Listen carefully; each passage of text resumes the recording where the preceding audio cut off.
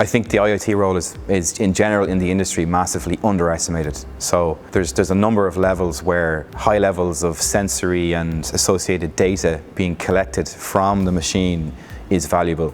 First and foremost is ability to support at scale. In order to understand support challenges, what's required to maintain machines, what's required to do preventative maintenance, what's required to fix machines is hugely empowered by sensory data about the machine. So any piece of physical, direct or indirect information that we can pull from the machine during its production life, during its operational life, is hugely valuable.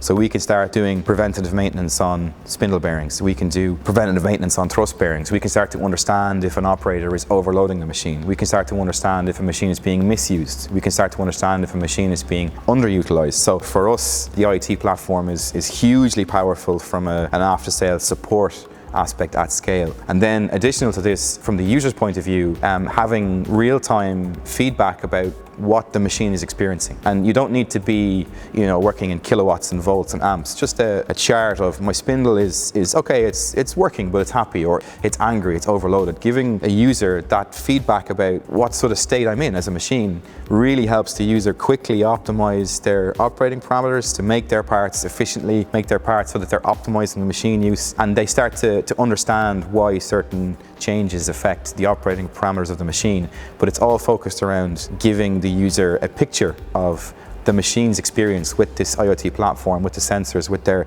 visual dashboard of what the machine is really experiencing now in this workpiece with this tool. And that data is hugely valuable at scale, because you can start to optimize cutting tool usage, feeds, speeds, what materials are working really well. And that's where you can start to almost run artificial intelligence on helping in an automated way, based on sensory data, optimize the machine's best parameters for that particular material and for your particular job. So real user-based operator power. At a kind of second tier, at the operator level, is management. So if you have all this detailed information about what the machine is doing specific to the process, then you can say, okay, my machine was on 100% of today, but it was cutting 50% of today. Why? So you get management transparency on, well, okay, operator 2 was spindle was spinning for 80% of the day, operator 1 90% of the day. What is operator 1 doing that's different to operator 2? And you get this management power, so you start to see your asset utilization, and you can start to understand really how much revenue each one of these machines is generating based on the telemetry from the machine tool. That's what we're focusing on at the moment, is extrapolating all the sensory data from the machine as it's cutting to empower us with support, to empower the operator to get to know the machine better, to give the operator confidence to use the machine more aggressively to produce better products, and to give a manager fully confident transparency about what the machine tool is doing across a given week or project or month. And if you look on the forums, you look on Facebook, you look on the machinery websites, invariably you have a load of parallel questions about, I have this machine, I have this cutter, what feed and what speed. And it's something that we have as well. One of the challenges is it's so subjective, because it depends on what material, what your end